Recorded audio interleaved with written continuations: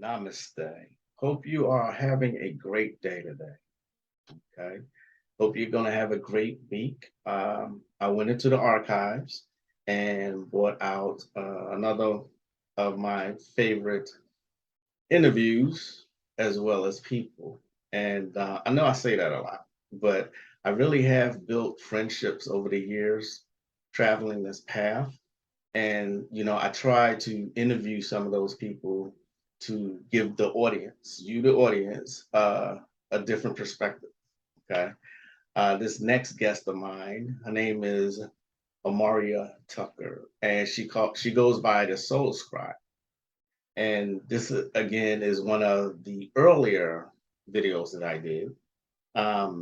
This is when Google Hangouts was still on and popping. That's not even in existence anymore. But she is a good person, a good woman. I'm not sure exactly what you would call her, except SoulScribe. She kind of is like myself, a jack of all trades, but she is definitely within the occult and the mystic arts. Okay.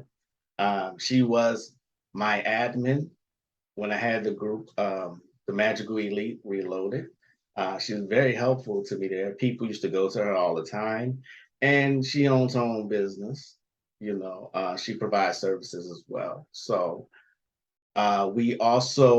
she and I did I wouldn't say it was a class, but it was kind of like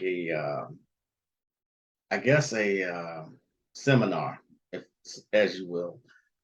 We did a mantra radio show together. I'm still trying to find that. As soon as I find that, I'm gonna see if I can post that here. And what we did was she did some mantras to empower yourself. I did some mantras to empower Malavis. Okay. The audience loved it. And I need to find that. I really do need to find it. That was a lot of fun. That was a radio show that she hosted and I was a part of. So without further ado, this is Magick LaCroix interviewing the SoulScribe, Omaria Tucker. I hope you enjoy this as much as I did. Namaste. Welcome and greetings. I am Magick LaCroix. It's gonna stop a virus. No. This got y'all listening now. Some witchcraft for that ass. Too late to turn away. Abracadabra and all that good shit. Yo. Hocus pocus, got you focused on my rhyme. Simply easy, now I'm eating couch potatoes, I recline. No, I'm joking as I'm toking power puffs and pokey-yokes. Till my town and villa filled with ganja smoke, you know the dope. Coming out my pipes, talking about the bones in my throat. With the mic, I'm casting curses every night, you know the scope. Got my spells handy, you may call it the phone. But when I'm done reciting, you'll give me the keys to the throne. Then I take my keys to go home. Didn't say I was done, while rush to end it all. It feels amazing to have won. I'm not planning to ball, but why not take the chance to stunt? No, I don't need it all, can think for thing I don't want. Do I worship the sun, or sold my soul for the tongue? Or death since I was young, or got some voodoo done? Interview done by me, your host, Magick LaCroix. Today, I have a special guest that I think you really are going to enjoy. She goes by the SoulScribe, Omaria Tucker. She's one of my admins as well. How you doing, sis? I am doing very well, Magick. How are you today? I'm It's a excited to be nice here. rain. Oh, good. I'm glad. I'm glad to have you here. Introduce yourself. Hi, everyone. My name is Omaria Tucker, and as Magick said, I am known as the Millennial Soul Scribe. Sacred mothers and goddesses, they turn to me when they're ready to turn off defeat and turn on empowerment. I am an astrologist, a numerologist, a psychic. I read the cards. I do a little bit of everything. But most importantly, I teach sacred goddesses and mothers how to how to tap into their limitless power and get back to creating the life that they desire, just by whatever they want and what they need. Okay. Cheers for that brilliant introduction of yourself. Okay, so for people who may not know, what exactly would you call a soul scribe? For me, the SoulScribe has varying layers to it. When I first got the name, it was because I had so many people like you, like some other teachers along my path that scribed into my own soul and helped me to really tap into my own innate power, teach me about nature and magic and different things like that. And as I evolved, I kind of realized that people were coming to me too. And so, and when I help my clients or when I speak with people, it's not that some people may think, oh, she's over my head or something like that. And it's because I'm talking to your soul. I'm not talking to you on the conscious level. I'm talking to the inner part of you that will catch it 2 weeks down the road and say, oh, that's what she meant.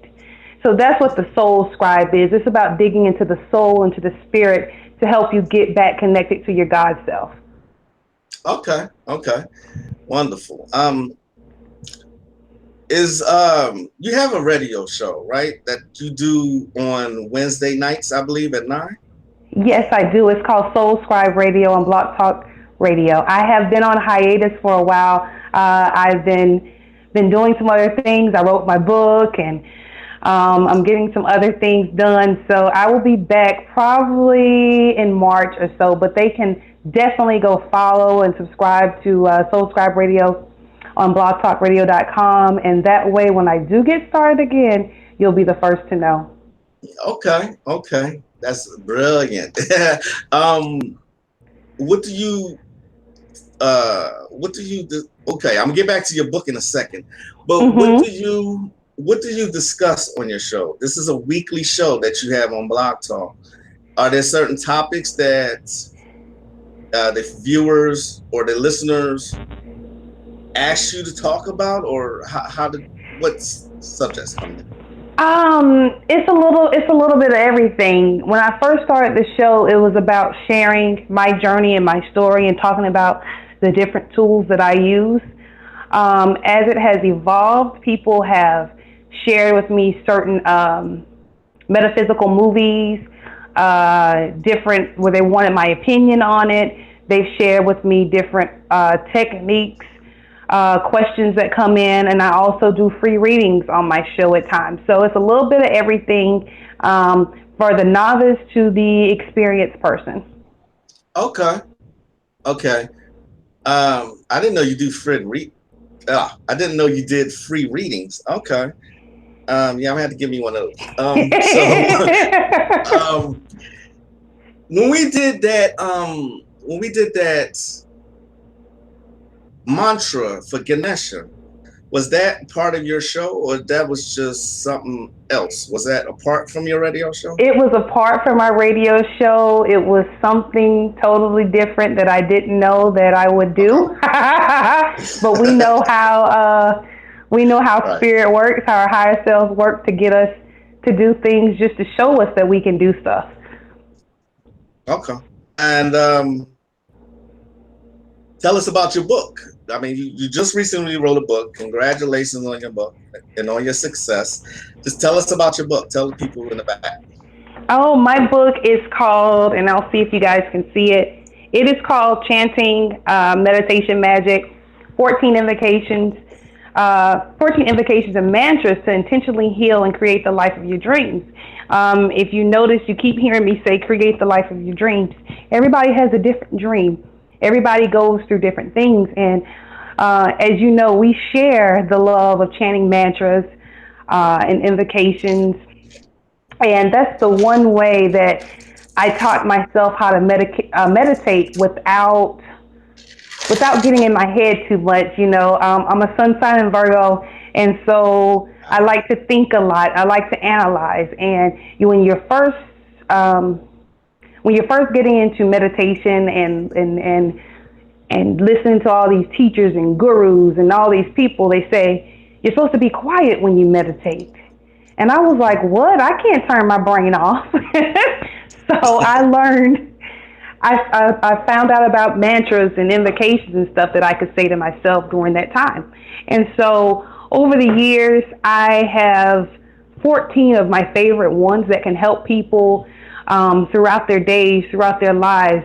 Of course, money, success is number one on the list. Love, gaining clarity, tapping into your higher self, getting peace, protection. I have different mantras and invocations in the book that people can use for a plethora of things that can help them in their daily lives. Okay. As you can see, I carry my beads everywhere I go. I got like 5 sets of them, so I carry them everywhere. I carry one of them at least everywhere I go. Mm-hmm. I read your book. It's a brilliant book. And I was like, where did she find these mantras? There are thousands of mantras, thousands upon thousands of mantras. I had never seen the mantras that you put in your book, and I was like, I wanted to ask, but I didn't want to ask. Like, okay, so do you mind if I ask you now? Where do you got the mantras? Just research, just looking up things, and I have a few in there where, like the Saraswati one for knowledge and learning and helping you with passing tests and all that stuff. Saraswati is the goddess of learning and music and stuff. So a lot of them came from when I would work with particular energies. Of course, I have the Ganesha mantra, because y'all know Magick knows that's our dude. But just working with the different energies, whenever I needed something, I would just somehow walk up on this particular mantra or invocation, and it would be something that has helped me out. So I felt the need that I should share it with other people, but just online, research, books, everywhere. Okay. I want to stay on mantras for just a second. Do you use that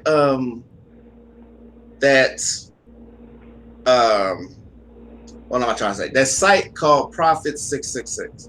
You use that site? You know what? I have seen the site before, but I haven't been there in a while. Okay. Are there any books that you recommend besides your book? Oh, of course. I like Ball Cadman. He makes it very simple and easy for you to tap in and get the basics, because most people, we hear about chanting and mantras, but we get kind of intimidated about it. I like Bao because he puts it at a simplified level, and that was kind of my inspiration to try to get it simplified as well. There's one about mantras. Let me look at the back. The Sacred Chants, Mantras and the Sacred Chants by Swami Bharati. I liked his book. Also, they can go to Spirit Voyage. And Lin Tu wrote a book called Mantras and Mudras. But there's a lot of stuff out there. What I like to tell people is find something that, and here's the word, that quote unquote resonates with you, it makes sense. Find something that when you look at it, it doesn't intimidate you, and that you get that gut feeling, your intuition kicks in for you. Can you hear me? Yes, I can hear you. Okay. Yeah, one of my favorite books, Mystical Formula. I have been promoting this book ever since I came upon it. You have. Why are you laughing? Because you have. And guess what? I still forgot to get my book. I know. A lot of people be like, I'm gonna get it. I'm like, I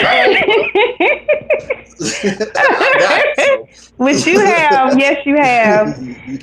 I'm telling y'all, if Magick tells you to get a book, get a book.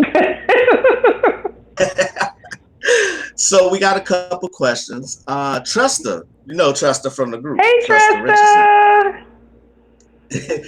Chester says, is the book available on Amazon? Your physical. Yes. Is it a physical book or is it just a PDF? Oh, yes. Here's the physical book. So, yes, the book is available on Amazon. You can type in, I would say just typing my name, Omaria Tucker. That's Omaria. Last name Tucker, Tucker, or you can go to bit.ly/chanting meditation book, and it'll take you directly to the book. You don't have to search anything on Amazon. I made a short link for it. Okay. All right. So it looks like we're staying on mantras for just a second because we got another question. All right. Can we talk about the mantra's number count? Yeah, let's talk about that for a second. Yes. In the book, and are they referring to the book or just in general? In general, I believe is what Goldmine Graves is asking. All right. In general, when you look at mantras and sacred sounds, the number 108 always comes up. And it's because 9 is, let me put it this way, is a very spiritual and significant number in worldwide, generally. Against all cultures, 9 is very important. And when you look at most Hindu mantras, Jainism, they use the number 108 or 36 or something like that for you to chant it, because as you continue to chant it, that's when the sounds of the mantra really are able to permeate and get into your own soul. So for me personally, I'm the millennial soul scribe, so I don't do things traditionally. I have found that sometimes I don't count. Sometimes I may, as a numerologist, I have the upper hand where I know the number of vibrations and how they reflect or how they enhance things. So I may chant it to a specific number vibration to coincide, to layer the mantra that I'm actually chanting. And I actually did that in the book where I shared, you can either chant it like 108 times, or you can say it for a particular number of minutes, or you can chant it these number of times. It really is up to you. I'm the millennial soul scribe, so I'm always looking for a shortcut, a trick, something where I know it still works and that it doesn't intimidate me. And that's what I look to share with other people. Yeah, and for me, 108 is just the bare minimum for me. I have chanted up to 10,000 times in one session. So, I mean, of course, if you're going to do a mantra for a number of times, 10,000 will obviously get you to Siddhi, Siddehi, which is the mastery over the mantra. Mm-hmm. So a lot of people would be like, damn, that's going to take a long time. No, once you start getting into a rhythm, it goes by so fast. You know what I mean? So, and they work really well. So this is like one of my favorite uses. It's the most simple, most effective form of magic. You know what I mean? Yes, it is. It truly is, because it's taking away the candles, it's taking away all the pomp and circumstance ritual, and it's really tapping into that divine being that's within you to make the change. And that's what magic's all about anyway, right? Right, exactly. So besides mantras, what other magic do you practice faithfully? Is it like hoodoo or? Yeah, I am a plethora. I do various things. I usually will. Sometimes I don't even use candles, but I started off with candle magic, and then learning how to chant mantras and learning how to dress candles. I would start to layer everything together. So it's a little bit of Omaria hoodoo. Right. So what you're saying, I like to look in ritual books sometimes. George has shared a bunch of ritual books with me and his group. So it depends on how I'm feeling, how lazy I want to be.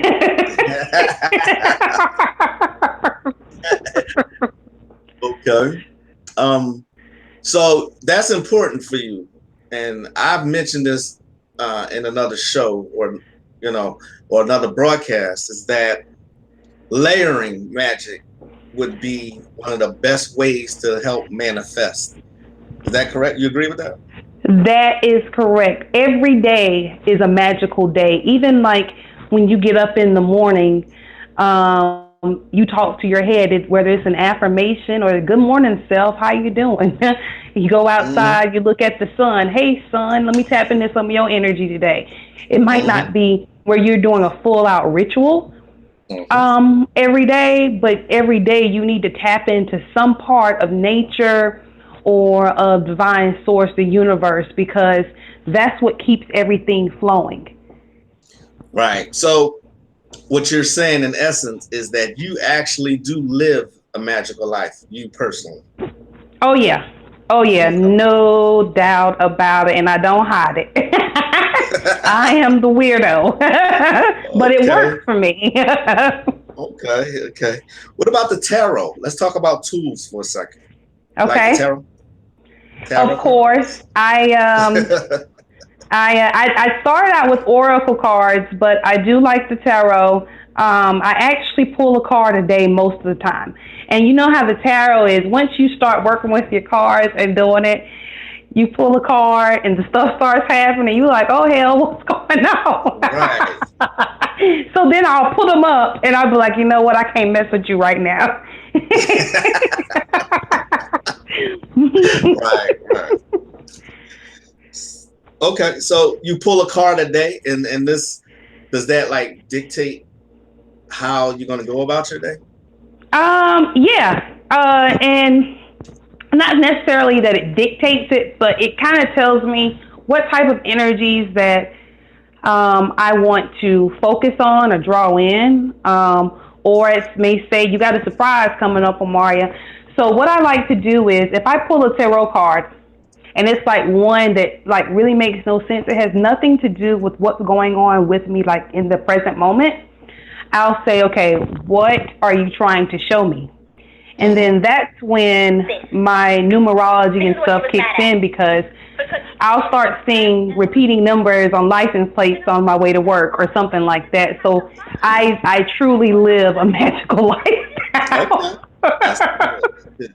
So you pay attention to signs you may see. Like I'm always talking about totems and their importance in our lives and how the natives they wrote whole stories on totems. I see hawks everywhere all the time. I'll see hawks like directly. I'm like, okay, I got your point. Why do I keep seeing all these hawks? Because the hawk is one of the most powerful totems that you can see because it talks about a spiritual ascension. And so you pay attention to numbers. So is numerology another tool that you use on a daily basis? On a daily basis. And the funny thing about it is, Magic, many people that know me now as the Millennial Soul Scribe Omaria, the priestess lady, they don't know that when I went to university, South Carolina State University in Orangeburg, South Carolina, let's shout it out, I got my BS in mathematics. I have loved numbers ever since I've been about 5 or 6 years old. And then after I went through some changes in my life, I scrolled up on some numerology one day, trying to figure out what my purpose is.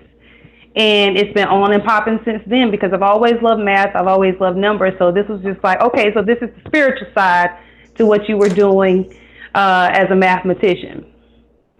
Okay. And I did not know that. yeah.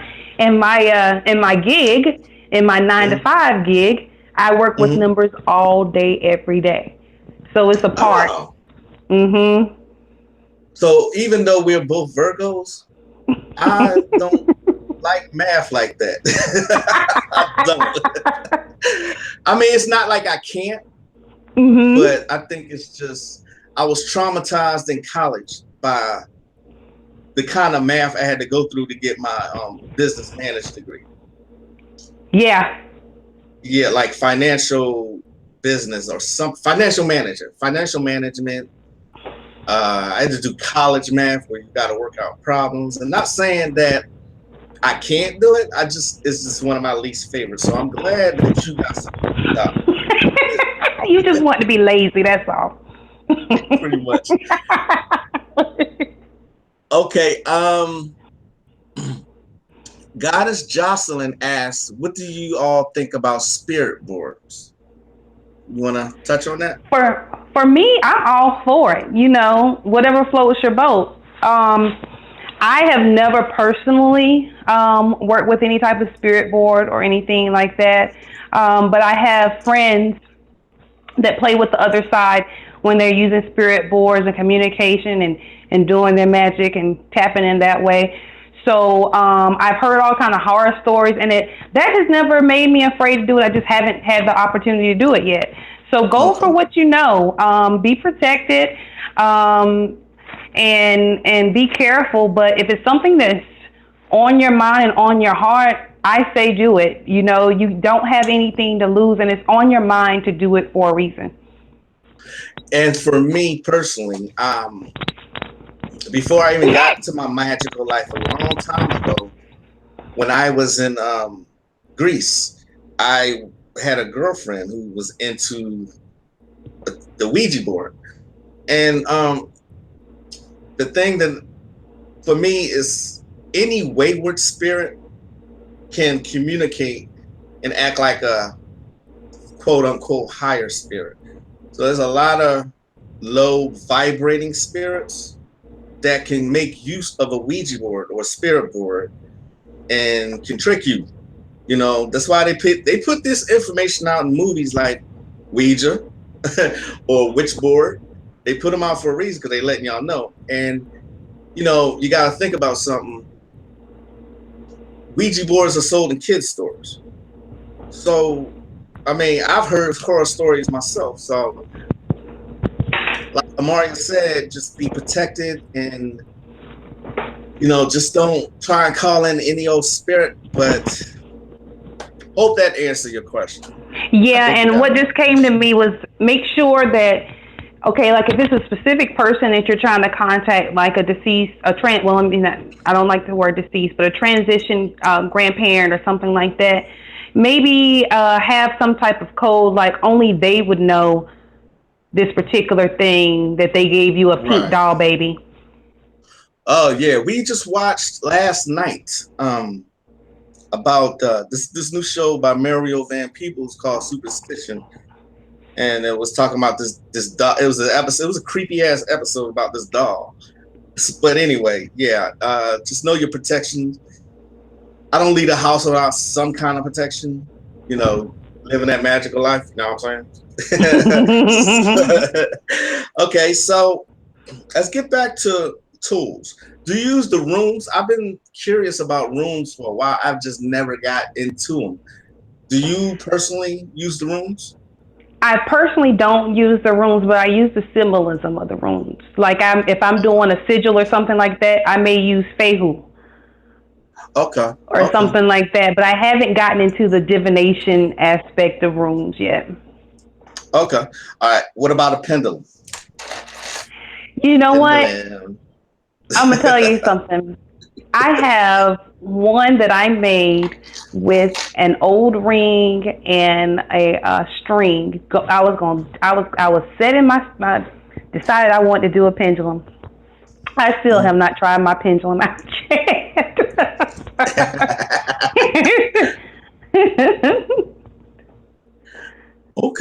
Okay. We got another question. Goldmine Graves, the brother. What's your thoughts on empaths? For me, I believe in empaths, and I know that, like for me, I don't go to the mall very often, and it's because I can feel people's energy like as soon as I get in there, and I'm like, okay, I got to get out of here. But empaths, I think it's a fine line between empaths and psychic vampirism. And I say that because if you're able to pick up on people's energy, then you can therefore turn that energy into something else that you want to use. So I believe in them. I think that you have to stay protected, and you have to know how to decipher and discern between, is this really me or is this somebody else's energy that I'm picking up?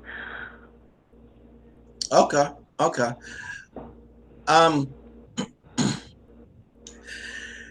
That's a Virgo thing, I think. To be quite honest, I am so uncomfortable in crowds.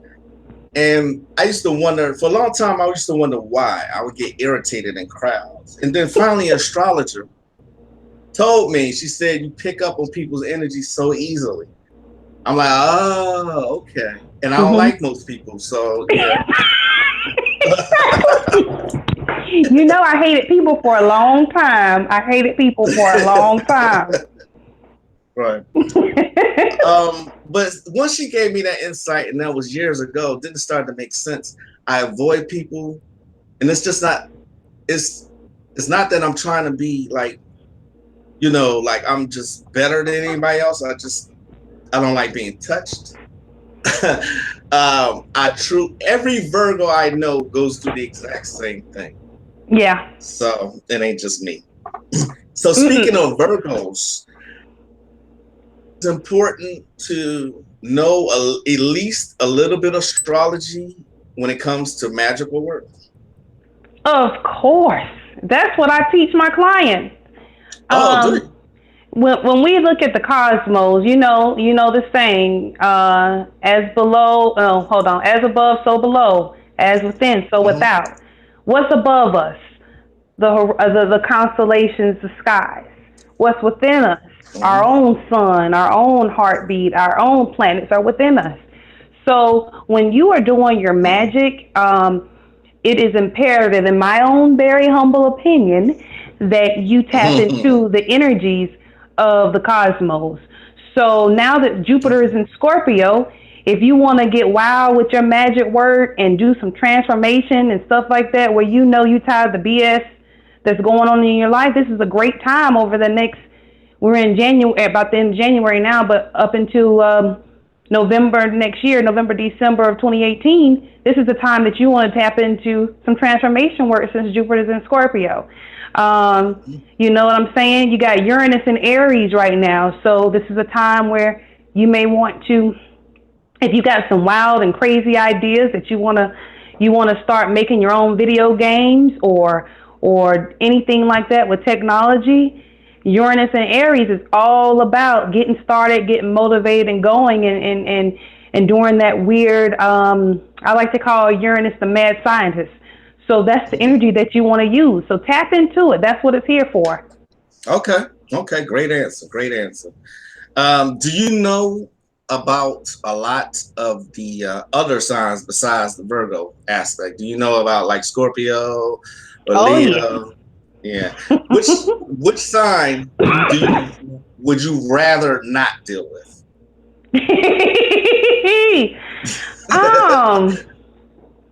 That's a great question. Which sign would I rather not deal with? Yes. This is like kind of twofold. Sagittarius, they are they're the gurus of everything. They know everything. But then again, when we look at Virgos, we know a lot too. So you can like butt heads. A Virgo and Sagittarius can butt heads when you're thinking about sun signs. Tauruses, even though they're an earth sign like a Virgo, for me, they can be a little bit too money hungry. They can be a little bit too material sometimes for me, but I get it. You know, that's what they love, luxury. They love the finer things in life. And the only way you're going to get it is if you work hard and be about your material possessions. Right. So it's really about understanding about all 12 signs. If you look at 12 signs or 13 signs or whatever astrology it is that you use, it's about learning how to tap into all those energies when you actually need to use those energies. Right. And for me, It would be most fire signs. My mom's an Aries. I've met some Sagittarius that they know everything and they're all about self. One of my sister-in-laws is a Sagittarius, and I avoid her like she has the plague. But the way I handle all 12 signs is we're earth signs. So earth is able to put out fire.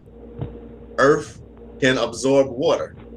And earth can block air. So there you go. There you go. Like just thinking about it like that allows me to deal with people whose astrological signs I'm not conducive with. But most fire signs, I saw this in a book a long time ago, is that a Virgo can turn a Leo into a cowardly lion. I thought that was one of the most profound things I'd ever heard. Well, you know the strength card.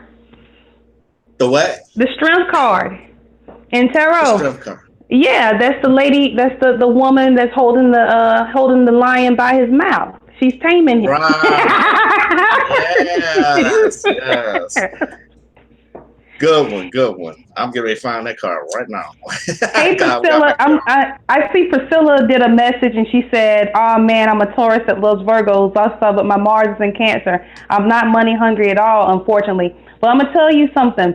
It just really depends on where your Taurus falls, where that sun falls in your chart. We are all 12 signs, so you may not be money hungry as per se as you want currency and stuff like that, but do you really like nice things? So those are very general statements. You need to get with an astrologer to really try to figure out how it all pertains to you specifically. Right. She's absolutely right. We just made a general statement there. You know, it really depends on the personality of the person. But like Omaria said, so brilliantly explained, that we are all 12 signs. She's absolutely right on that one. Okay. Do you still use your Ganesha chant or that really brilliant show that you did on well, no, it was actually a conference call. Yeah, we did the ritual. That was one of our rituals for Magical Elite, which we need to start doing rituals again. But yeah, that was one of our rituals, and yes, I do still use it. Like I said, Ganesh is my dude. It's been about a year ago now, but I had a vision with Ganesha. And more recently, I had some type of paradosis or empowerment with Ganesha, where his energy came down to me. So, of course, that's my dude, ride or die. If y'all worried about Hindu people and Ganesha, just think about Papa Legba or Eshu or Elegua from any other pantheons. That's that same trickster, removing obstacle energy. That's the energy that I really tap into when I'm helping other people, just trying to figure out the different ways to go about looking at things in order to really dig down and get what you really want out of stuff. Okay. Another very brilliant answer from the SoulScribe. Speaking of which, I still do the mantra empowerment, right? I do that from time to time. And I gave it to one of my neighbors who loved it. He loved it. So all the rituals and stuff that we do in the Magical Elite, I still use. Even, like I was telling somebody, I addressed the group and I said, we don't put out stuff unless we tried and tested it first. You know what I'm saying? So yeah, we can get back to doing that. Besides Ganesha, let's stay on Hindu for a second. Okay. Besides Ganesha, who else do you work with? You work with Lakshmi? Yes, Lakshmi. My Durga is my girl. I love Kali Ma. I got that Kali Ma energy within me as well. And if y'all can understand, if y'all hear me, y'all understand how I'm talking like those my people. You can't look at it as, and this is for me personally, you can't look at it as the energies are something higher than you. It is all about tapping into the energy that's within you. So Ma Durga, Kali Ma. I also like to work with Saraswati and Shiva. Mm. Hmm. So you work with, oh yeah, Shivas. That's whoa, yeah. And they say I like Durga, and I kind of persisted about cabinet. Like, when you gonna put out this Durga book? When you gonna put out this Durga book? When you gonna put out when you gonna put out this Durga book? Because I first heard about Durga from Bobby Hemmett, watching one of his lectures, and Durga is another aspect of Kali. So I'm like, Yep. wow, both destroyer energies.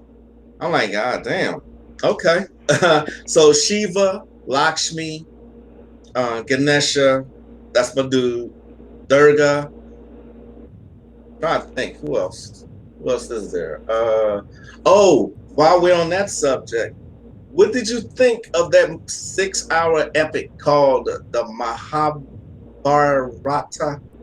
I can't say it. Oh, Mahabharata that you shared with me. Oh my gosh, I Yeah. loved it. I loved it. I had to Um, go ahead. Go ahead. Oh, No, go. it really, made me understand things from a different level as far as how all of the energies interact when you see them playing out on the screen, as their Mhm. own personifications and the things that happen in the story. It was really good. Thank you for sharing that with me. No problem. No problem. I wanted some feedback on that because it is like 6 hours long. I had to watch it in parts. When a movie's that long, I'll watch it in parts. I gotta take a break for this shit sometimes. So um I just like I watched the Da Vinci Code last weekend. It took me 6 hours to watch that because I kept taking breaks from it. It's a long movie. So it is like 2.5 hour movie. So um that movie though, I see why it's such an epic because the it explains so much about the Hindu pantheon in general, especially the magic of Ganesha. Yeah, I would tell anyone pick up this movie, Mahabharata. Am I saying it right? Yeah, Am I you saying got it, Mahabharata. it right? Okay. All right. So, is there another pantheon that you like to work with? Like, do you work with the Loa or the Orishas? I work with the Orishas more so, other than the Hindu pantheon. When I first started my tapping into my own magic and learning who Omaria really is as the goddess, as the divine being, I was at a marketplace Hmm. selling selling like handmade shea butter stuff and stuff like that I was making at the time. And I went to a book vendor's table, and sitting right on the table was an Oya book. And I Mm. picked up the book and started flipping through the book, and it was her energy was like, and what they were saying about her was all about what was going on in my life at that moment, and that was like what sparked who you see today. Okay. Okay. Okay. All right. So, what do you think about the energies of the ATRs? I should say. I love them. I love them. Nature. That's all it is, nature, and tapping into it's the pantheons are there because back in the days, they didn't know. It's like those stories that you sitting down on grandma's lap and she trying to teach you a lesson, but you couldn't understand it and get it. So she had to call out Elegua and say, okay, when stuff happens, you got to go to the crossroads and talk to Elegua because it's kind of like you at this point where you got to make a decision. So it's that way that it kind of teaches us how to tap into our own divine power, but it makes it like a cartoon version or something like that where it's easy to Mhm. understand. Okay. Okay. So how much reading do you do personally? Do you read a lot? If you're anything like me, I got books all around me. Do you? I have slowed down a bit Okay. because you can get so much information where it's like the brain is like woo.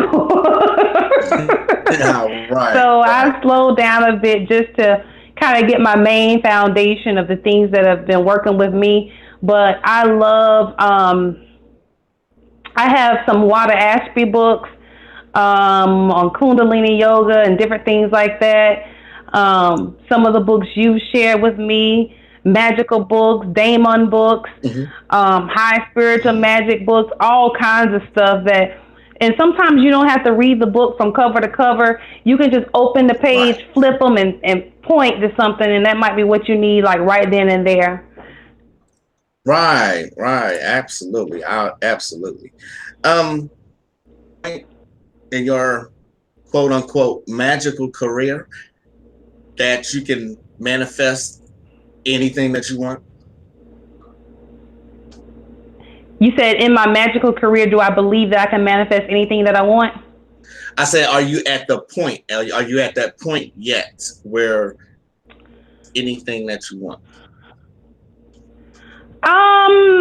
I'm gonna say yes, and I say that because magic is just a catalyst in the mental breakdown of I know I want this thing, so let me put a little bit of fire up under my ass, and now I got to go do the work to get it.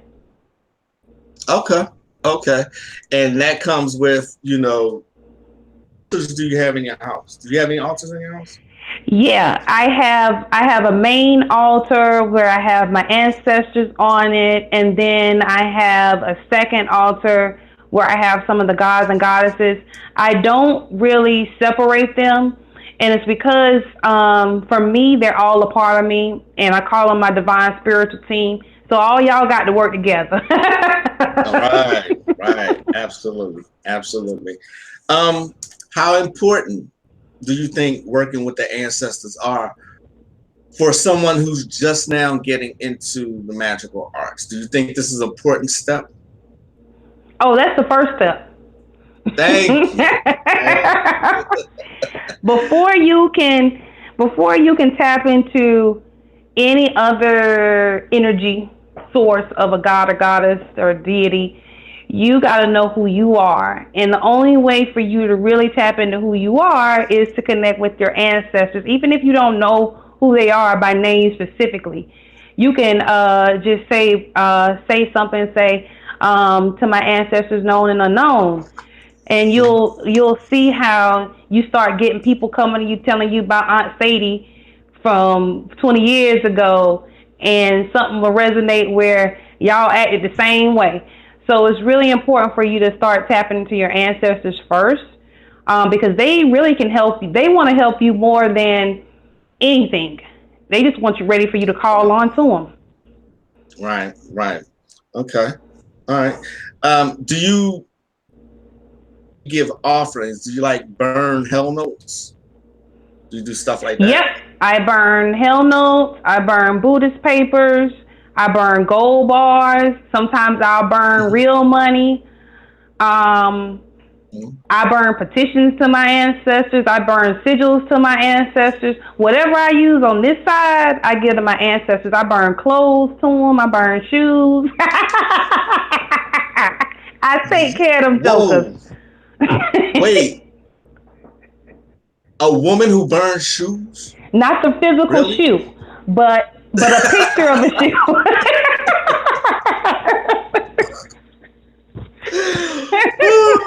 Oh my You god! Oh so my silly. I'm a woman who burns shoes. I never would have figured it. So when you said y'all burn a picture, oh yeah, you ain't gonna mess up your shoes, right?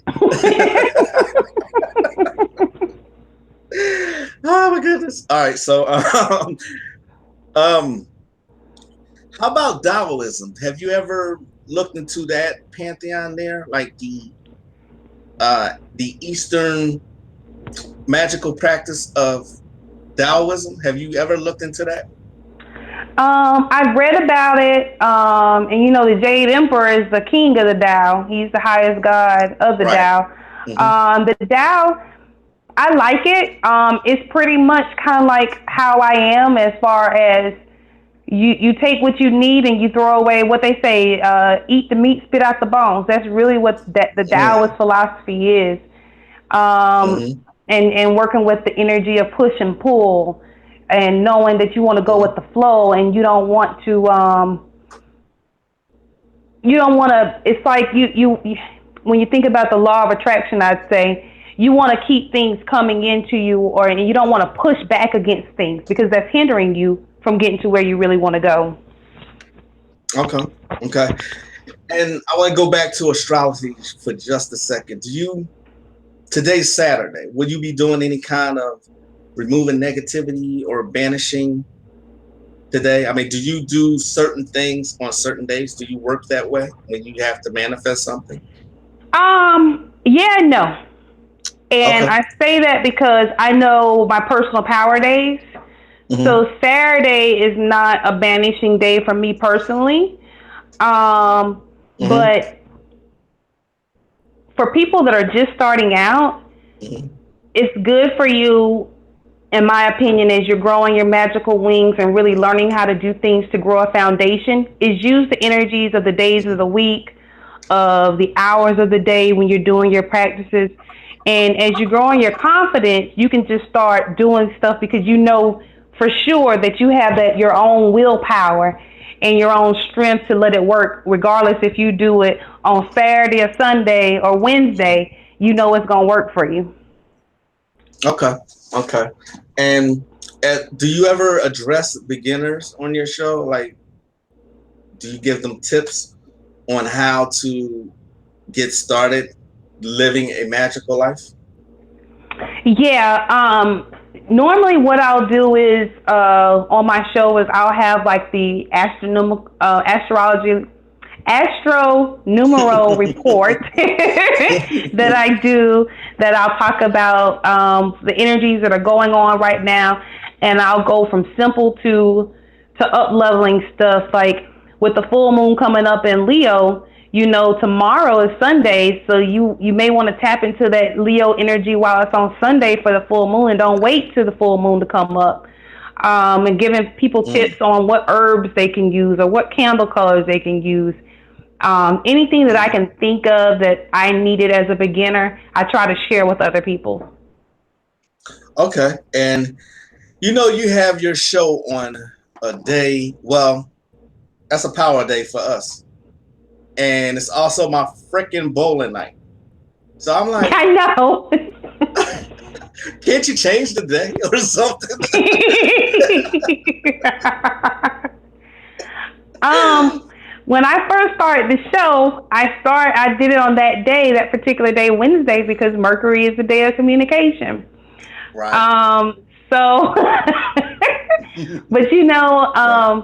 one of my scribes has told me, he was like, you might want to figure out something else, you know, maybe do it at an earlier time or something like that. So when I get back into it, I'm trying to figure out a way that I can still tap into the energies that I specifically want to tap into. So y'all see, I talk about it and I do it.